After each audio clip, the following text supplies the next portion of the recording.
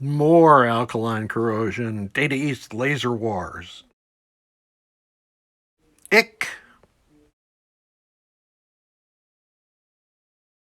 Dripping alkaline has impacted all of these tip 102s and some of the 2N4401s. And we have some prior hackage. All the tip 102s and a couple of 2N4401s removed and ready for cleanup. Data East LaserWar.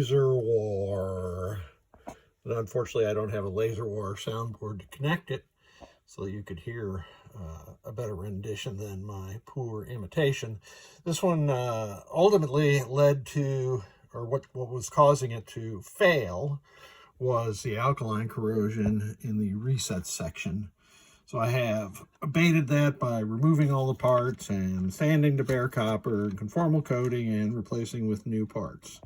I've also installed a coin cell battery holder and a CR2032 lithium battery, so we will not see any more leakage on this board. The leakage got down to the 6802 and I'd replace the socket. The leakage also dripped all the way down onto these 2N4401s and all these tip 102s. So I had to remove those. They were previously damaged by coils locked on, etc., or shorted transistors. Anyway, I had to use a fair number of through-hole repair rivets to get that looking decent again and working 100%. So everything with gold on top of it has been replaced. Let's see, also always replace this 5-volt power filter input cap and the header at CN17. And that's it. So let's boot it up. Let me show you what the LEDs do. LaserWar was the first Data East game. It boots at a split second. Let me show you that again. Here we go. 3, 2, 1. Which is kind of cool. This is the multi-System 11 Data East display panel that my friend in the Pacific Northwest has designed and I'm employing, and it supports Williams and Data East discrete displays, which LaserWar is. This one also had a problem in the lamp matrix. There were a couple of tip 102s that had been replaced previously, but whoever did it did a poor job, so I've fixed that, and the lamp matrix is operating correctly right now. The only coil that's on is a flasher, probably.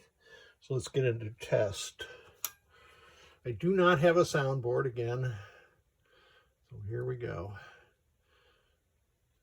LaserWar at the start will do auto sound test. So let's advance past that and the other sound test. And here's the display test.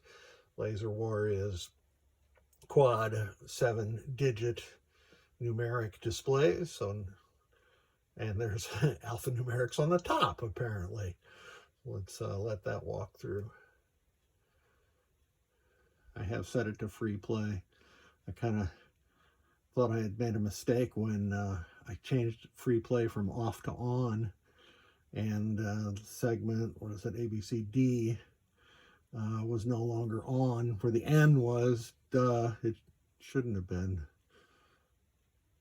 All right, I'm going to skip the display manual, use switch test, and once again I've got my full array of,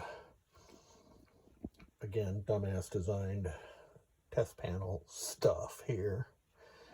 And I'm going to make a system 3 through 7 board specific. Okay, you can see here in the lower right, I'm going to go across the diagonal of the switch matrix, and we'll see that all of the switches are working. There we go. And the active switch for LaserWar, I think probably only, you have to hit the credit button to escape past the active switch test. Now we're down to all lamps being on. This looks a little anomalous. It's not like that in real life. We can test the rows and the columns. and individual lamps, but I'm not going to do that. So let's go to coil test. I think I missed the first red one there, but we'll let it come around. LaserWar multiplex some of the coils. Nice to see that they had used solenoid 10, I guess, for the A side or left-right side selection, which is a Data East standard. Williams jumped around, and I see that Mr. Victor has updated this board to include the non-standard games that use something different besides solenoid 12, like Pinbot and I'm not sure what else. So here's the special solenoids, switch driven. Those are your flipper power enable relay. There are two circuits that get grounded by that cube. We can skip the individual coil test. And that is the end of the test. If I press it again, game reboots, and we are back in action.